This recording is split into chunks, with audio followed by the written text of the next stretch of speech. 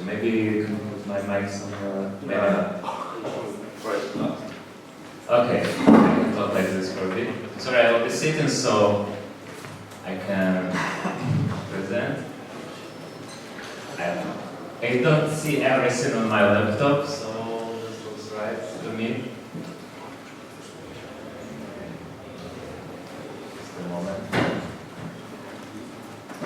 Yeah, I think it will work. Maybe I'll have to look back sometimes. And too small. That everybody can see it, or it's too small? It's okay. Cannot see it? Okay. And here is some code portions. Does it look readable? You can see closer. Because otherwise I can spend like 10 more minutes. Even I can see it. Even I can see it. Great. So, maybe I can start from beginning. So, we'll talk about, my name is Oleksii Karakulov, or you can call me Leszek. We'll talk about task management for data workflows. And I have to apologize, I have this Haskell background, and this trait is, like, I tend to choose very complicated language for solving really simple problems. So I'll talk really complicated stuff, but I'll try to make it simple as far as I'm able to. So I found that my top title is not really good. It's just basically about how to cache computations. So if it looks too simple, maybe I'm sorry. So it's essentially about caching. And I try to find a really simple example that would be, for example, this algebraic formula. So, does it look right for you?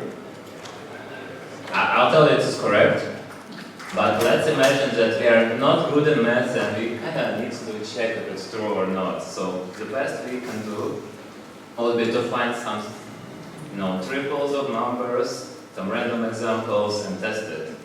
Like, for example, x is 17, y is minus 14, z is 1. Like, how to calculate it? We calculate x squared, 289 to xy, minus 476, etc. The squared is 1, so we sum them. And too far. We sum them up, and we got, what, 16. And, it should be like 4 squared, which is 16, so the formula for like one set of numbers seems correct, and we check maybe another one. Okay, let's keep x and y same, and z will be 2 now. So how do we recalculate everything? Like, actually, you don't have to calculate x squared again. You don't have to calculate 2xy and y squared, because we just have it from a minute ago, and we only need to check 2xz, 2yz, and z squared. We calculate them again, and we sum them up with whatever we had from cache, and we have 25, looks like 5 squared, so formula looks right so far. So, and this is essentially like what I'll be talking about. The logic that we don't have to calculate what we have already, and we only need to calculate what has changed recently. And we can add a little bit formalization, like rule is something like 2xz, and or this is the last one. It has inputs which are numbers, and it has parent rules. For example, 2xz up there, it has x and z as parent rules, and parent rules outputs are children rules inputs, essentially. And each rule does something with its inputs and produces outputs somehow. It doesn't have to be a mathematical function, it can be like just downloading copying files. As long as it produces outputs, it should work. And what we don't want to happen, we don't want two different rules to produce same outputs, because like if you do this, one will override another. Really bad. So, And this logic is already basically implemented in Make program. Anybody who uses it, or even Rake can show your hand if you use Make or Rake maybe. Oh, good. So, if you know what is it, like you know what I talk about. If not, you'll see now. So the syntax for Makefiles, we have output, it is produced based on some inputs, and there is some recipe which is essentially a shell command, or a set of commands, shell script to produce this output. For example, output will be X, Y, or Z. And how do we produce them? We sleep a little to emulate that we did some more, because I don't want to hit the battery of my laptop, so I figured out that you'll just sleep instead of computing things. So then you just print the number into the file, and that dollar thing will be substituted as X, Y, or Z. Then more interesting rules follow, like X times X, and so on. Just 9 combinations of 3 variables, and you just multiply one by another, and we do it by like pasting one file, then put asterisks and get another file and run it through the calculator. This is how we do calculations with bash, for example. And we basically have 9 files, like x.x and so on. And in the end, we have like x plus y by z squared. It will have inputs which are the rules just above, and it will just it will just add them and write to the file this total. So we can just go and calculate them. We remove whatever we have now, and we run the computations. It seems to complete. Yes. So it ran the rules, all the rules which we defined, and it ran them in the correct order, which is very good. So Make program is pretty smart, and let's see what it produced. It produced what we defined, and we multiplied them, and then they summed up everything, and it was 36, which is like 6 squared. So far, no mistakes. And now, more interesting part, we modify Z, and we recompute everything, but it doesn't recompute everything. It only recomputes what has changed. So this is like the wisdom of Make, which was implemented by some smart people.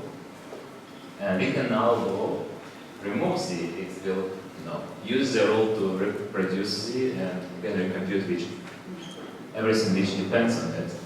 So I really want to say that I'm grateful that we have this Make. It is a really good tool. And I didn't have to install it. Maybe you have it already, or it's like really easy to install as one command. And it's like really simple, you can learn it fast. It's good for prototyping. I created that Makefile with like 15 minutes maybe. And I'm not particularly an expert in it. So it has also some advanced features. I didn't bother with them. But it can be convenient, for example, for software builds. And for if you want to create something very complicated, you can just generate Makefiles programmatically. I did it. It's kind of interesting experience, like debugging like 10,000 lines file. But it's easy to debug because you just see whatever happens there.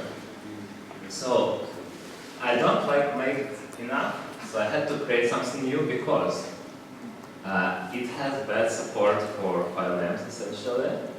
Like anything which is not standard, like any spaces will be a problem. Even like parentheses are kind of a problem in certain cases. Also, no support for multi-output rules. Like if you want to create more than one file from the same rule, it's not going to be supported out of the box. You need to go with some workaround, like status file, and then you update it file. If some file changes, it's not good essentially. Finding variable names maybe not a problem, but if somebody is not familiar with Make and like sees your like dollars and everything, they will ask you a lot about things. So like Rake is probably better if you want to program something just logic, like more complicated than what we are doing here. So, but Make itself is like not a programming language, so it's super limited. So, and no integration with Python anyway, like no API. The best thing you can do, you can write Python scripts and then execute them in Make, or you can execute Make from Python scripts. This is not real integration, but it can work in a case as well. So there are kind of better version of Make, like S-cons and Web. They're better because they're written in Python, and I didn't really bother with them because like they're good for like software builds, and they don't seem to be good for me for anything else because they have all this primitive like shared library program and C flags. In this case, I just wanted to calculate sum of numbers. I don't need C flags for this, so I wanted to create something super simple, but which will kind of reflect Make functionality at the moment. Okay. So this is another notebook, and this. Okay. So let's go and implement this Make. We'll just have rules, then we'll have cache of the computed rules, which will be basically a dictionary empty at the beginning. And to compute each rule, we go so if rule is not computed, we actually have to do something. If it's computed already, we just pass. So before computing it, we went to check that inputs exist, and then we run the recipe, and in case something happened with it during the recipe execution, we want to clean. This is like remove outputs of the rule, because maybe it started downloaded files or copying, it was interrupted. Essentially what we have now is junk. We want to remove it because we don't know what to do else with it. But leave the system clean. And if we didn't have any problem, then just we check that outputs were produced. If they were not produced, we will fail because it's a problem. Then to compute everything, we just go through all the rows and compute them. And it means that we have to have those rules ordered. Like we have to first have parent and then have to child rule. So in our case, you'll have to have variables and multiplications of them, and then like sum of the multiplications. And before starting writing rules, we'll have this file store defining class, because it's essentially interface to file system, but as if it's a key value storage. And the logic behind this is that you want to have a similar interface for other purposes, like a memory, dictionary, Redis, or database. So we are not fixated on like file system, and it will have contains issues like file. Like we have key in file store means that basically file exists or not. Remove file, get file contents as a string, set file from the string, set file contents from the string, and then on time, modification time, we'll discuss it just a little bit later. Just return modification time of the file, and if the file doesn't exist, like return nothing. Then finally we can get to the rules. Like rules have parents, inputs, outputs, name. Name is just outputs concatenated, recipe.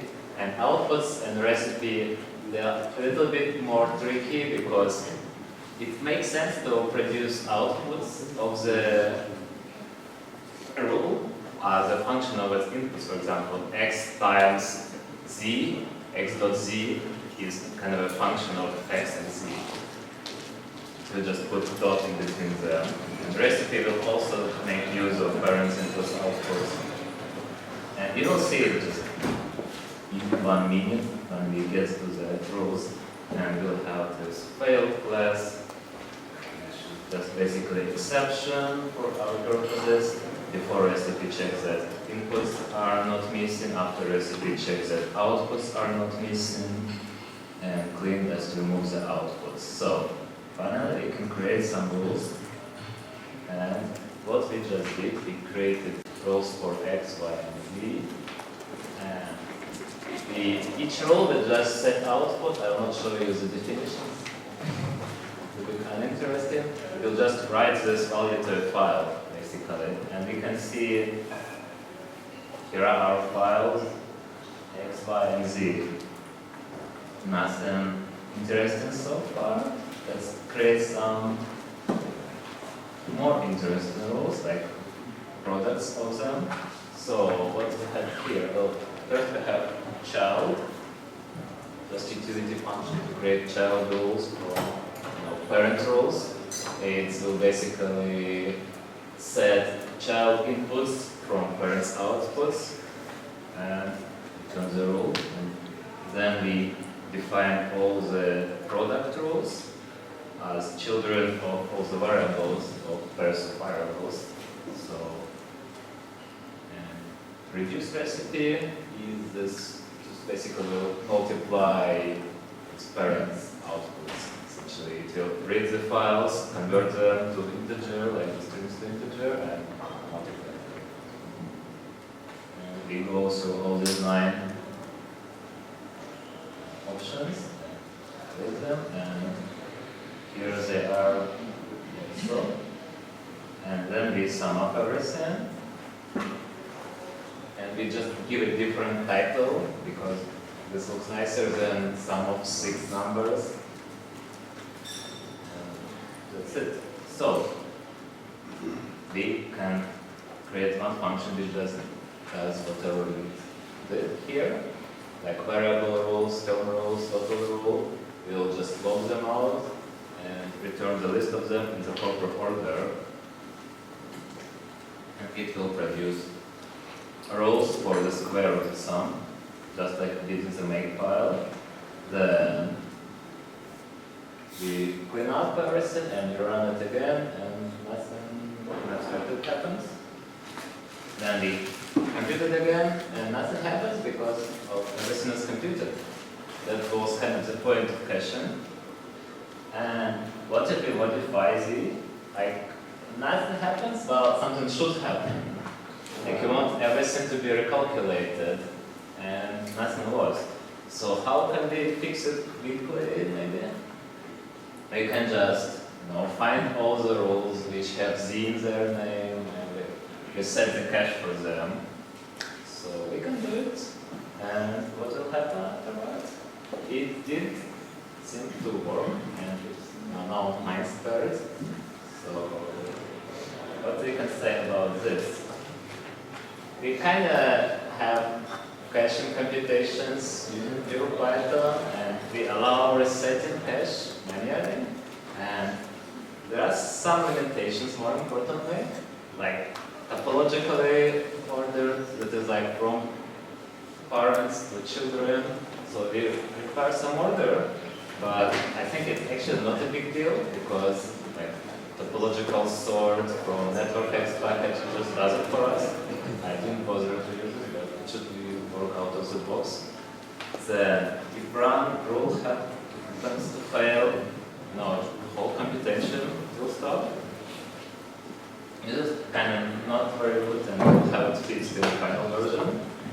And computation is sequential only, now parallelism so far. But like the biggest problem is that there's like no cache validation when we need it. So we have to call and do it by hand, which is not enough for interest.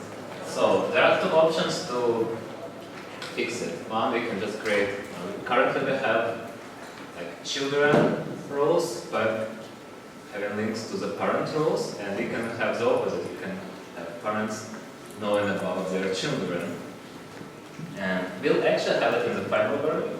And now I'll not be interested in this. And more interesting way to do it is just have, similarly to how it is implemented in Make, like time-based patient validation.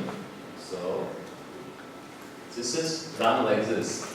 We can say that rule is up to date if its all parents are up to date, and all inputs and outputs are existent in the file system, for example, and it's like the youngest input was modified before all this output. That is, like if some input was modified after all the any output. If it produced output before the input was modified, that's going to be a real problem because it means you need to update it essentially. So this is basically a definition when the cache is to be invalidated. So here is like our computation class again. And it is just like we had before, except we don't have any cache now, we don't need it. We have this up-to-date instead here. So that's the only change essentially. And now we have rule class. Okay. And it's also very, very similar to what we had before. And the difference will be that we have this up-to-date implementation here. And what it doesn't do, unlike what we defined previously, is that it doesn't check that parents are up to date, because the way we implemented it, like, it will be ensured by the computation, so the rule itself doesn't really have to care about it. And also the change is that after we run the recipe, we need to check that not only outputs exist, but that outputs are newer, like not older than inputs. So basically check again that it's up to date. Because if we produced outputs and meanwhile inputs have changed, it's kind of a problem. So I'm not sure it will just fail with some exception. So now we'll just have some test routine. Essentially what we did before, except now all in one function. We'll compute once, we'll compute again, then we will remove Z, and we'll compute again, and then we modify Z and compute again, see what happens. So here's like all our rules. Essentially absolutely the same rules, except different rule class, like before, and same names, same values, and now let's compute. So it computes everything sequentially, and compute again, nothing happens, remove Z, it recreates Z, and everything which depends on it, and modify Z, it doesn't touch Z, and just recomputes everything which depends on this. So essentially, we recreated the make, just it's sequential, not parallel. And so far, it's very good. How would we do the parallel part, which is kind of more interesting? So we can, most reasonable way to do it in Python is just run multiple processes in the background, because multi-threading is not very good in Python. So essentially how to run multiple processes, the easiest way just, for example, create a lot of shells, and this is what we will do now. Just like basically what we had in Make. We could create Python processes, but I think it's not so easy. I think just running strings as shells is much easier in our use case. And instead of those dollar signs in Make, we'll have these inputs and outputs, like here. And inputs and outputs, we'll just format the string, and instead of inputs, we'll put input file names, and instead of output, we will put output file name. And all our rules in these presentations are just have single output to make it easier. can compute everything now, and you can see it runs kind of faster. Actually, I put sleep value twice longer, so that every rule is twice kind of heavier, but it computes in the same time. So parallelism should, like, this is 7 seconds, and previous was computed 7 seconds something. So parallelism did change something, maybe like twice faster. And if we remove restriction of number of jobs, it will compute everything in 5 seconds. So parallel is better, and let's see how we actually implemented it. Here is our computation class for parallel. A lot of imports.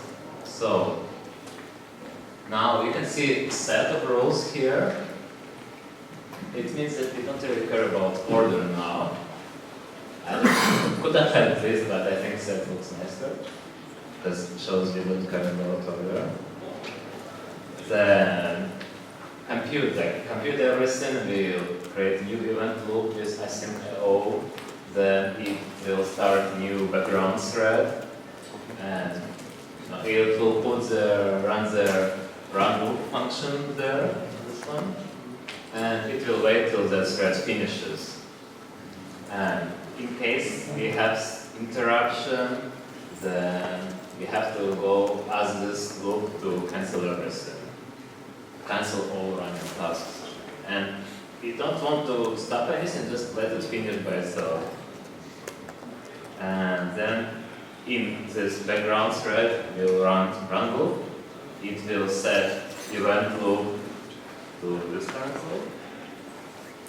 And the logic, by the way, why we use background thread instead of main thread is that, for example, in Jupyter, main thread already has async IO event loop, so you don't want to touch that main thread.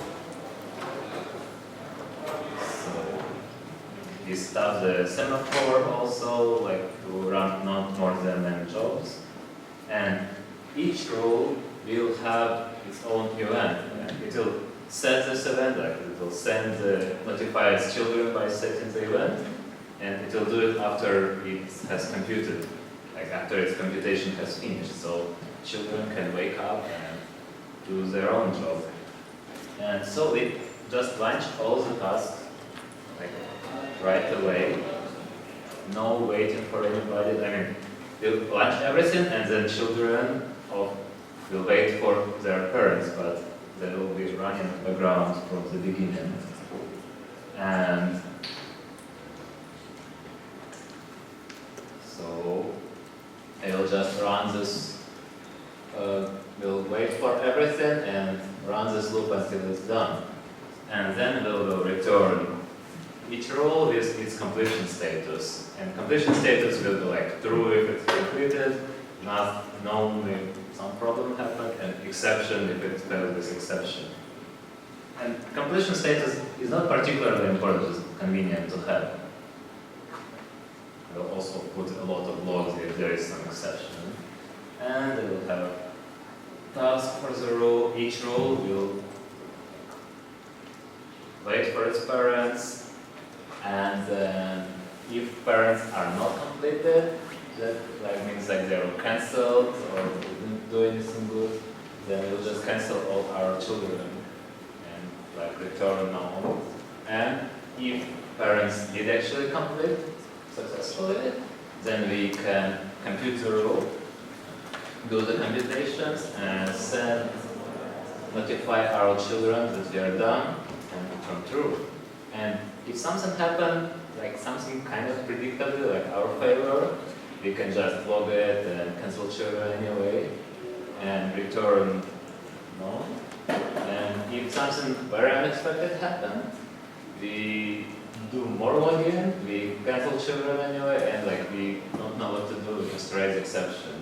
But it will not go to the main thread anyway, it just will be a result of the execution, because how async IO would work. And we use this cancel children a lot. it's defined right here. Basically just go through all waiters for our completion event. All children are waiting for parents to finish, so if they didn't do anything, we just can cancel them as a future. And for each rule we computed, just like we did before, we now check if it's up to date. If it's up to date, nothing to do. And otherwise we run recipe. But in this case, recipe will likely be a coroutine function.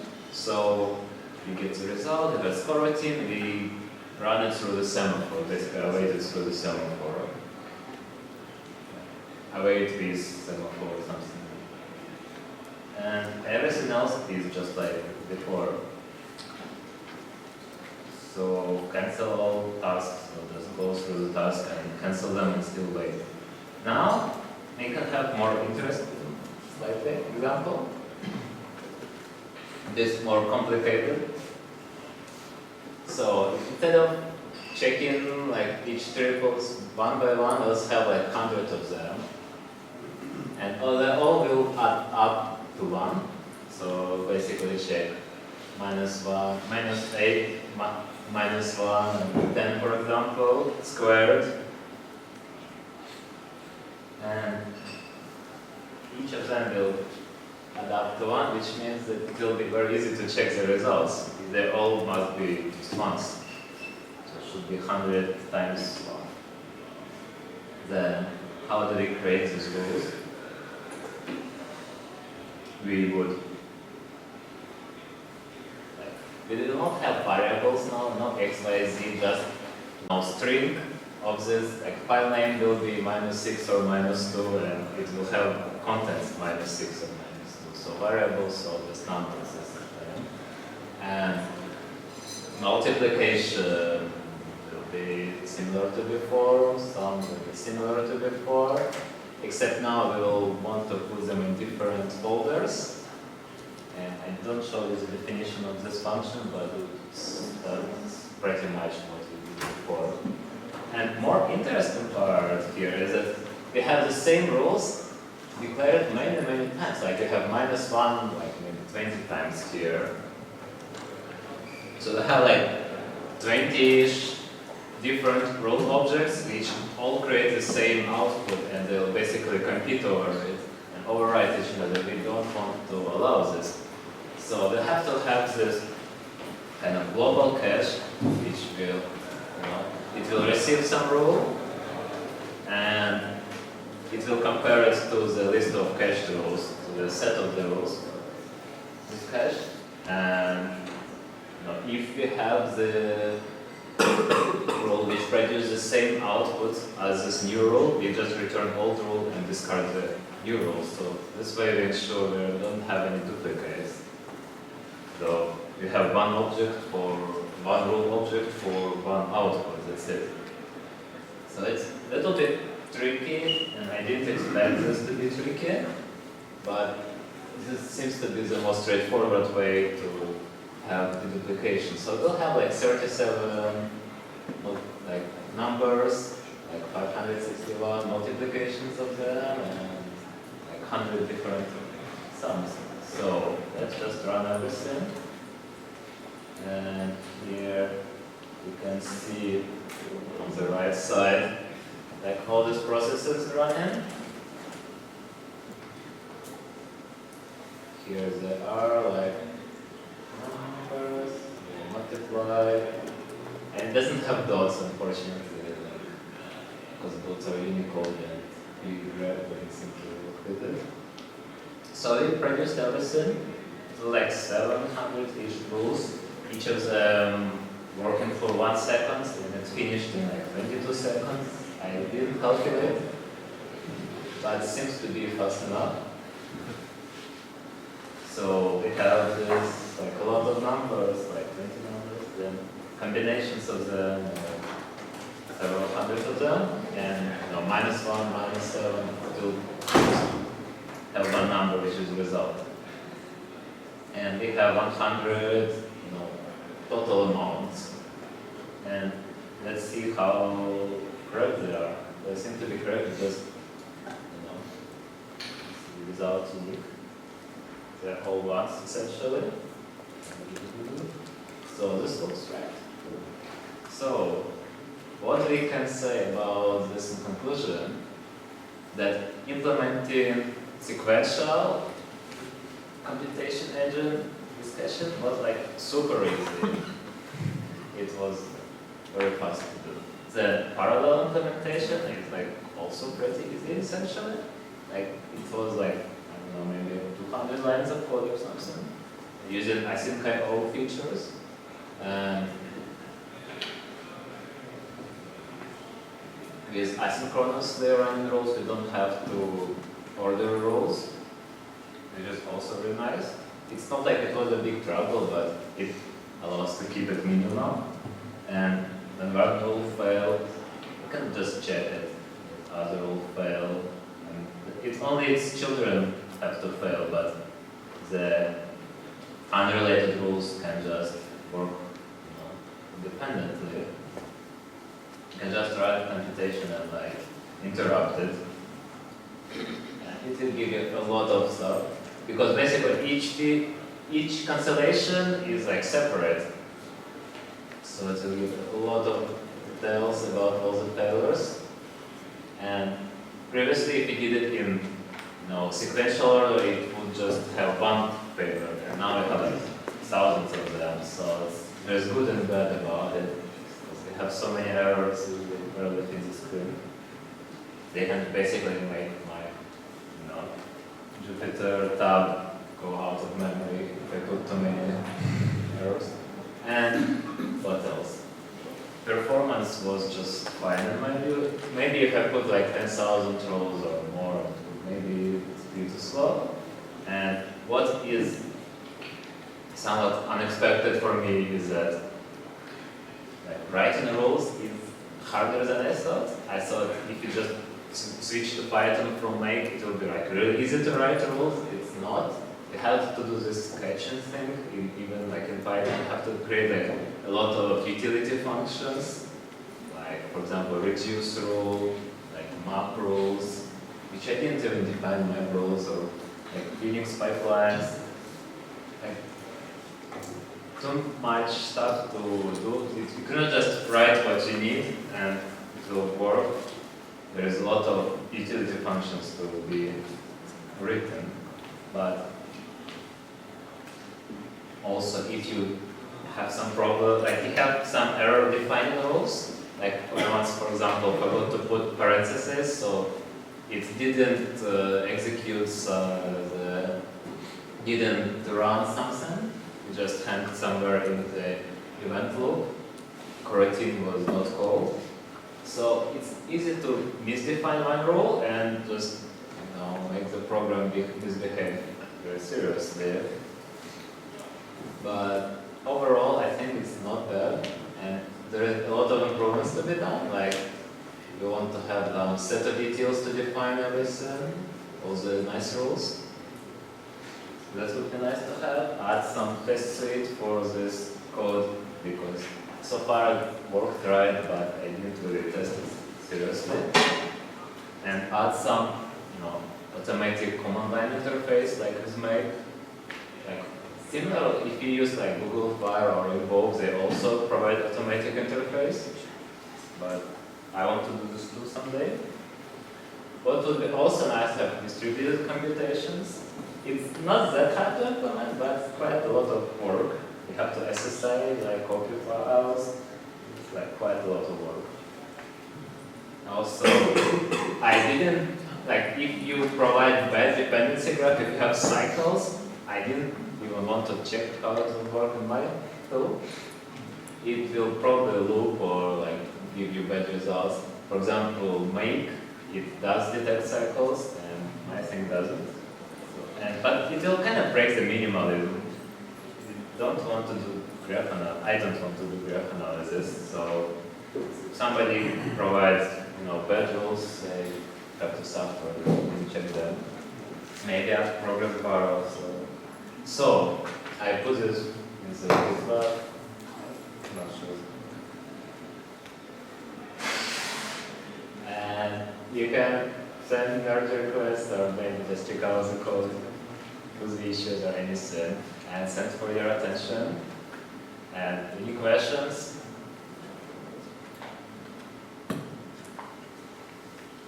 No questions?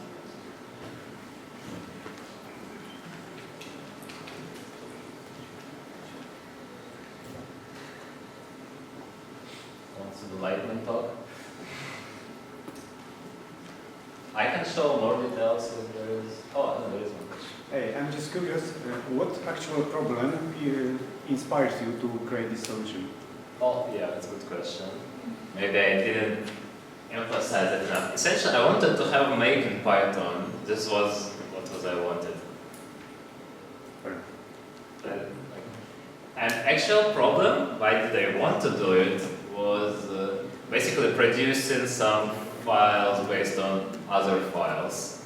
And it wasn't software builds, it wasn't like built-in LaTeX document, it was just data stuff. I don't know how to define it. But it was something like really simple. I didn't want to use any complicated tools like there's like Airflow from Airbnb, I think. There are some Hadoop related solutions. I just wanted like really stupid computations to be done. Just don't do it them like 10 times. That was my inspiration. Okay.